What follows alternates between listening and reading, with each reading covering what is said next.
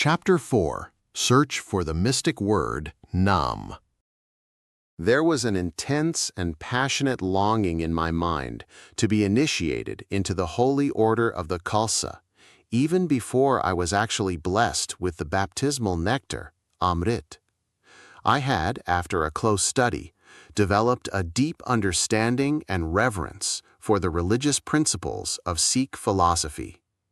I did not consider the baptism of Guru Gobind Singh to be merely a religious rite or ceremony without any spiritual significance. I really thought that it would open the portals of my soul and introduce me to the highest state of spiritual life, and even give me a glimpse of the light of God. I firmly believed that if the Panch Pyaras, the five elect of the Khalsa holy order, who prepare the Amrit, are ideal Sikhs, and if the novice who receives the Amrit, the baptism, is mentally and spiritually prepared for it, the baptism works the miracle of at once introducing the initiate to higher spiritual life. Even before taking the Amrit, baptism, I had been blessed 3 times with such spiritual experiences which had deepened my faith. So, like an Indian maid eagerly waiting for her wedding day, I was anxiously waiting for the sacred moment. Oh, how I longed for the sacred moment when I would be his bride. It was possible that the wedding day would also be the day of spiritual union with the Lord. On the long-awaited, auspicious day of baptism ceremony, I was happy to see that everything was conducted well.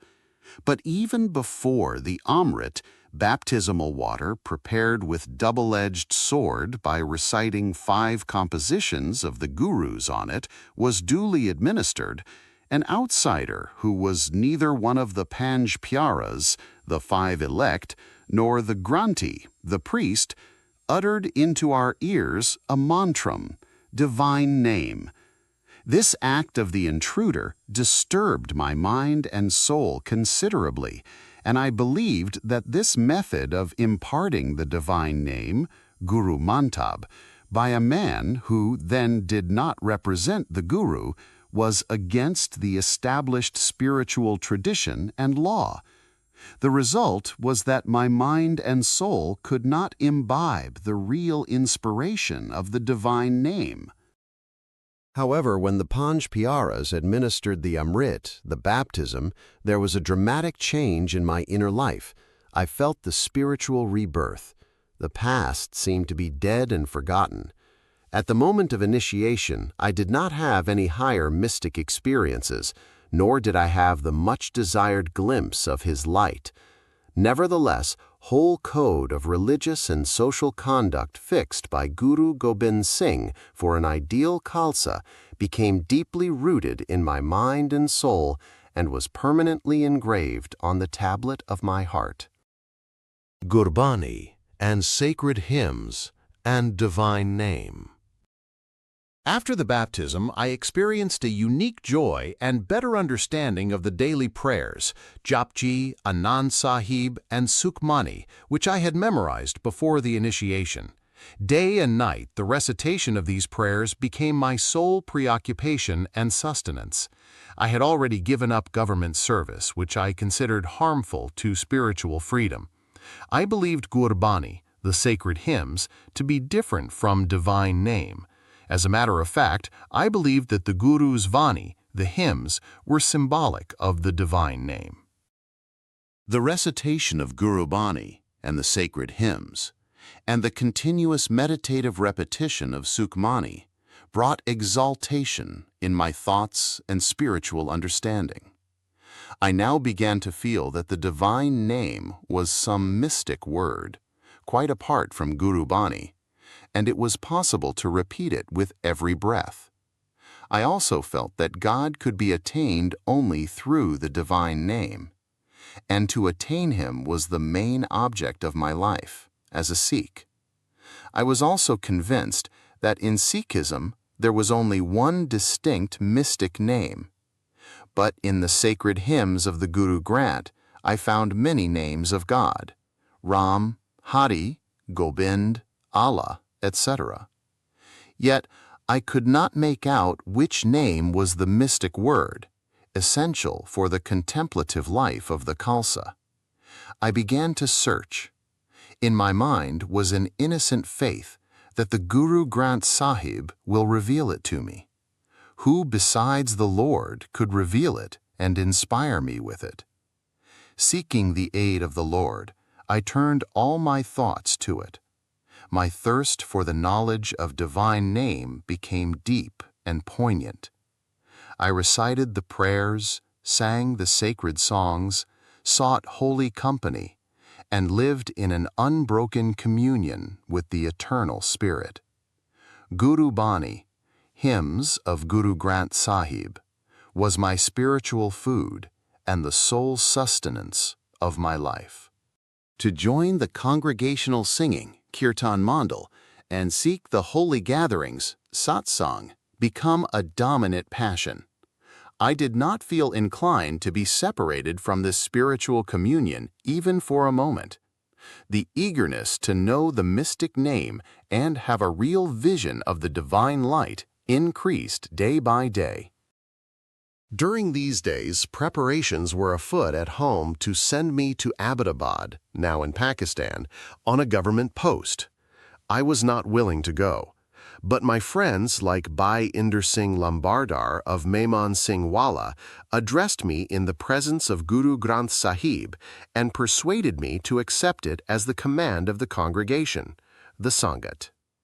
I requested them to pray for me and get the blessings.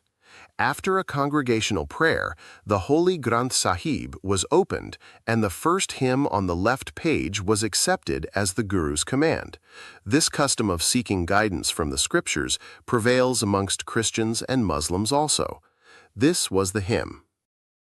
The dead has been revived through spiritual breath. The separated soul has been united with him. A mind foolish, dumb, beastly, and satanic is awakened.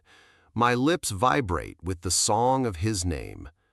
Lo, such is the glory of the perfect Guru. He can never be evaluated. Refrain. Sorrow and sickness of the soul is uprooted. It abides now in bliss and glorification. Unawares, I have got all I desired. All my wishes have been fulfilled. Here in the world there is happiness for thee. In the next world, your face will shine in pristine glory. The cycle of birth and death has ended. With his name in the heart, the mind has become fearless. The true Guru is pleased with thee. Sitting or standing, thou singest his name. Thy sorrow, suffering, and doubts are dispelled. Says Nanak, they whose mind is attached to his feet are men of perfect deeds. Guru Arjan, Rag Sorat. On hearing this divine command, Hukam, a mysterious hope that wherever I go, the Guru and the Sangat will be there to guide and inspire me, filled my heart. As the Guru says, wherever thou seatest me, there will I sit, O Lord. Wherever thou sendest me, there will I go. So was my mind attuned to the wishes of the Sad Sangat, or congregation. I accepted it as the will of God. Bhai Roor Singh, a young man, was sent with me as my cook. The separation from divine companions was very painful. By their command, I was leaving. Throughout the journey, I sat in speechless, pensive mood and did not eat or drink anything. I do not know within how many hours we reached our destination. I got down at the Hassan Abdal station, from where the historic Panja Sahib, the place where Guru Nanak calmed the destructive egoism of the Muslim Peer Wali Kandhari, could be seen. I took my bath in the pond of purity. Then I paid homage to the sacred place.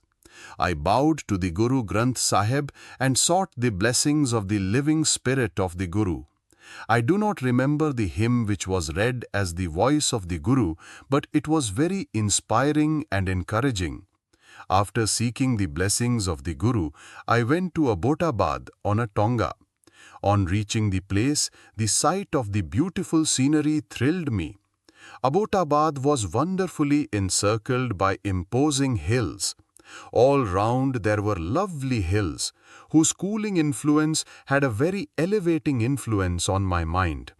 As a matter of fact, I had seen a hill station for the first time. By the grace of God, I got a small residence just opposite two Sikh temples, which were known as dharamsalas, abodes of faith.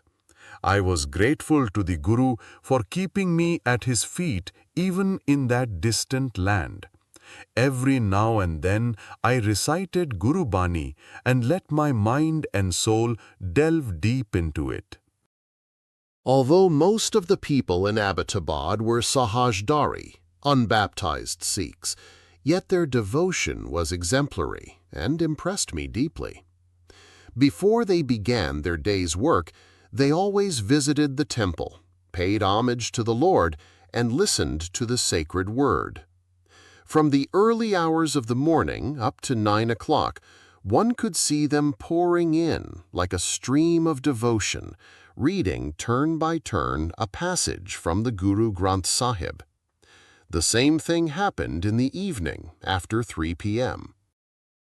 I felt a little alien to the ways and manners of the people of this area and was shy to mix with them and be free with them. Although there was hardly anyone who had the Sikh form or followed the code of the Khalsa, yet they were extremely lovable and impressed me greatly by their genuine devotion. On Sundays, there were special services in the morning, and lectures and sermons were delivered in the evening. Yet I felt a little aloof and torn from my intimate friends and companions. The lovely scenery all around intensified my aloofness and loneliness caused by separation of friends, and inspired me with inner solitude. The search for inner light became a tender passion, and ecstatic restlessness at times became uncontrollable. Then tears would flow down my eyes, and I burst into a song. I went to the office and worked there as if compelled by duty. After office hours, I attended the evening services at the temple. To avoid being noticed, I wrapped myself in a blanket and sat far behind everyone in deep contemplation till the closing prayers were ended. Sometimes I sat there all alone till Bhai Roor Singh came and compelled me to have some supper. In the office, I worked for about 4 hours continuously, and then the haunting beauty of the hills attracted me so much that I restlessly wandered all over the hills, where the solitude of the cool valleys thrilled me to the depths of my soul. My searching thoughts, my aspiring feelings soared like a restless bird into the unknown, forgetting everything else, and seeking an answer to one and only one question. What is the divine name, the mystic word that must be contemplated by a Sikh? I could eat very little and had very little sleep. I generally got up at about 1 o'clock in the cold season, took my bath with cold water. I kept a bucket of water inside, as it was very difficult to get it in the morning when hands became numb with cold. After the bath, which I enjoyed very much, I sat for prayer and meditation till daybreak. Until dawn, I recited all prayers with a passionate devotion, but the ignorance of the divine name created a void in my heart. As Guru Nanak's birthday drew nearer, this thirst to know the divine name became acuter. All the savings from my pay were spent on some or the other charitable work. After keeping money necessary for our food, everything was given away. I had sufficient clothes. I did not require any furniture, not even the cot. Both the servant and I slept on the floor, and we did not have to spend on anything except simple food and the rent of the house. A few days later, I received a weekly magazine and 2 religious tracts. All these contained inspiring religious articles, which deepened my thirst and search for the divine name, because these articles emphasized the need of divine name and charity. I invoked the Guru for these gifts through prayer.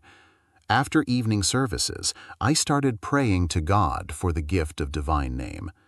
Prayer became a fountain of faith for me. In prayer, I felt an unknown power guiding me and elevating me. Tears flowed down my eyes as I recited these prayers. They were the tears of love and tears of passionate thirst for the knowledge and experience of the divine name. The call to the Guru to reveal the divine name became a passionate cry of the soul. One day, someone whispered these words in my ears.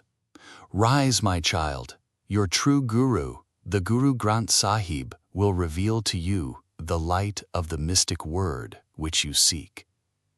I did not know who it was that uttered these words in my ears. Whether it was the voice of the unknown from within or from without, I could hardly guess. Something shook me. I was conscious of my normal surroundings again.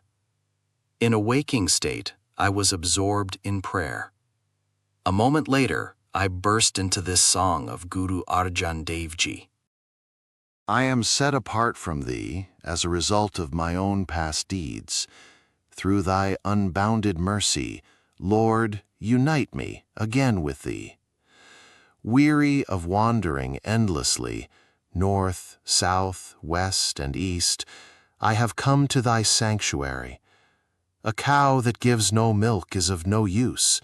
Without water the plant shrivels and bears no fruit. If I meet not my friend and beloved, how can I find peace and rest? A burning furnace is the hamlet where the Lord comes not. Transient is all ornamentation, like the smearing of the lips with betel leaves. Short-lived is even the body, unless the beloved friend dwells in us. Our companions and dear ones are like demons. Nanak thus prayeth, "Through thy mercy, grant me thy holy name. Unite me with the beloved Lord, whose abode is eternal." For the first time, I understood the real meaning of this important hymn and felt the poignant pain of separation as well as spiritual bliss in my heart.